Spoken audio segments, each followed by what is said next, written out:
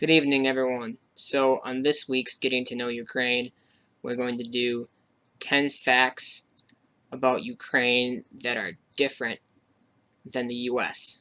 So, let's get started. Personal space. Americans love having personal space and spacious surroundings. In general, an American's personal space is an arm's length of space, which, as you can see, it's decently long. When the space is infringed upon, it could make a person anxious. In non-American cultures, this personal space shrinks, which is very true, and this is true of Ukraine. Personal space is reduced. People live in cramped apartments and rooms are compact. This translates into limitations of personal space on the street. You will see this in metros, buses, and elsewhere. You may find that personal space you enjoy in the US is a lot less in Ukraine. And yes, that is true, especially on the subways. I really found that when you're on a subway, especially on some of the last trains going back outside of the city where most people live, especially in Kyiv, you are right next to somebody, like arm to arm, shoulder to shoulder, like you pack as many people into the subway car as possible. Like if you're lucky, you might have maybe that much space between you and the next person. The next one, landlords. I didn't know this. In America, when we rent an apartment, we take control of it and it becomes ours, for that time. In Ukraine, the apartment owner may still view the apartment as theirs. They may visit the apartment. They may want to have tea with you so they can get to know you and become better acquainted. Relationships are very important in Ukraine. Landlords may store some of their possessions using your rented apartment as storage space. And like it said in the blur here, that's because they still view the apartment as theirs, which legally it is theirs. But in the US, when we rent something out, we rent it out totally for just our personal use. But in Ukraine, like it said, it's more normal if they have a few things there and you're just paying them to use their extra space. Americans have a tendency to develop relationships very quickly. Americans also have the tendency to dissolve relationships with the same speed. A person could be introduced as a friend or best friend, and within hours or minutes of meeting. In Ukraine, this is different. A person is first an acquaintance, and only after time, we're talking time, becomes a true friend. Once friends, they're friends for life. Image. Ukrainians believe in being strong and self-sufficient. I've seen this firsthand. You will now see that showing of signs of weakness is weak. It is better to suffer than to lose face. Thus, maintaining a person's, an organization's, or country's image is critical. That's in Ukraine, not in the US. Complete chaos could exist on the inside, but on the exterior, a state of calm and strength will be displayed for the Ukrainian. You can see this in terms of fashion and style, the cars people drive, and the sharing of emotions. For example, if you are out with a Ukrainian, they may want to pay for your meal or beverage. I've seen this happen. They insist even if they can't afford. For the American, it will be necessary to not accept the instance 3 times. And it goes on to say that some time will pass and they'll offer to pay, 1 or 2 more times, and as long as you politely turn them down 3 times, they will get that no, you're covering yourself or you're covering the joint check. but they offer to pay at least 3 times to be kind and to show that they can take care of themselves and you, even if they can't.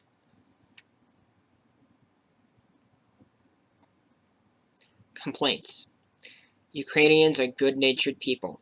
This is very true. All the Ukrainians I have met, they are very honest and open people once you get to know them. They don't want to hurt people, especially people they know. So rather than complain, Ukrainians will dismiss the comment and remove themselves from the unpleasant situation. Many times this happens in class. If a student doesn't like a teacher or an action of the teacher, the student may not complain, but will not re-register at the school. The parents will then move them to a different school or get them a different teacher, just so that people aren't complaining and that things can save face. Flexibility. This changes like the wind in Ukraine. The stability we find in the States, America, it's a thing. We've always generally had stability. But in Ukraine, it's still a developing country, so they don't really have stability. They have to be ready to switch on a moment's notice.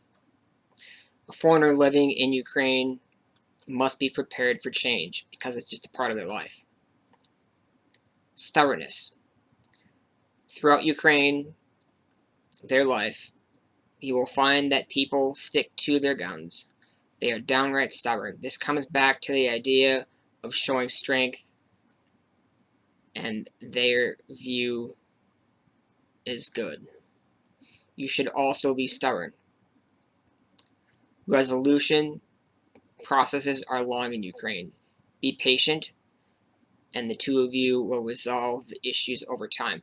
So there is some of this in the U.S. where you will have certain people that are more stubborn than others, but in the U.S. we are more prone to making deals and making compromises because a lot of us in the U.S.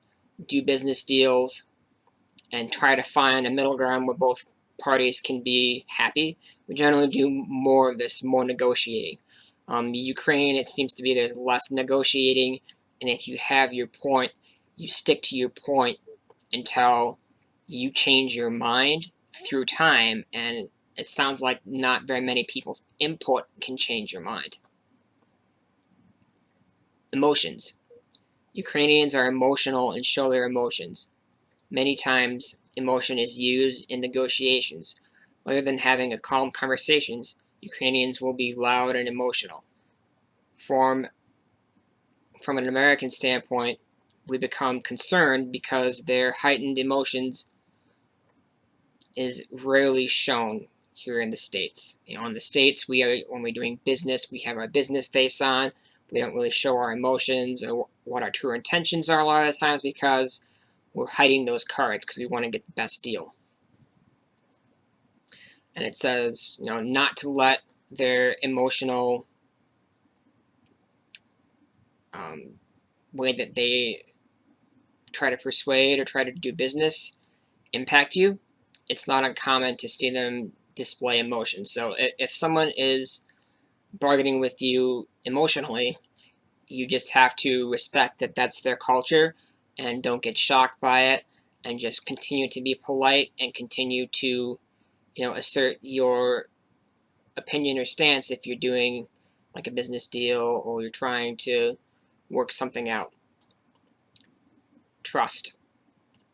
Many Ukrainians distrust their government or governments in general. This transferred over to business organizations as well. You might find common people conspire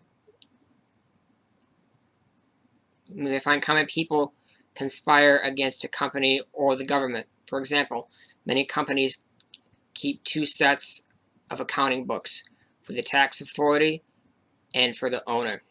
So this is alluding to the corruption. Like there is still corruption in Ukraine, within the government, within businesses. It's because it's a tie back to the Soviet times where they were always kicking back money or kicking back stuff or food to the Soviet Union as their cut, and then keeping the leftovers. So that kind of mindset is still in Ukraine today, and there's a lot of people in Ukraine, even some people in government, that are trying to bring down the corruption and make people and businesses more accountable. And then the last one is their supply chain. Majority of Ukrainian stores lack a sufficient inventory or supply chain system. Today the store might have your favorite product, and tomorrow it could disappear. Store managers don't manage inventory levels, so you might find there isn't bread available at the end of the day. This can be frustrating. And then the advice is, if you see something you want and it's low, pick it up, because you'll never know if the store will be able to get it back in or not. Because, say they might get, for instance, we're in America, and say the store might get a bunch of Fruit Loops, and then at the end of the week, the supplier that they got the Fruit Loops from is out, and say they're only able to get Cheerios, and they have no idea when they're going to get the Fruit Loops back, because there's not really any connection or, logistics between the supplier and the store. When things come in, they're there, and when they're out, there's not really a way to get more of it, because there's not a reorder system like we have in the US. So I hope you guys enjoyed these 10 differences between Ukraine and the US. Yes, as I said before, I spent 20 days in Ukraine, and I experienced some of these things, especially the personal space. Like, their personal space is a lot smaller than ours, and it didn't really bother me because it's a cultural thing, and if you're going from one place to the other, if it's a busy street or whatever, who cares if you accidentally bump into somebody? You say excuse me if you know how to, and you go on with your day. I found that for slight instances like that, people in Ukraine are a lot less offendable, because they're just going about their day, and if you happen to bump into somebody or you're standing too close because of whatever reason, it doesn't matter. And in America, people see this as a reason to have a bad day or throw a fit or start a fight. So I don't really see it as a negative thing. People are just more, this is what's happening right now, we just need to go with it so we can go about our days and complete our tasks. So I hope you guys enjoyed this video. Thank you for checking it out. We'll see you next week. Goodbye.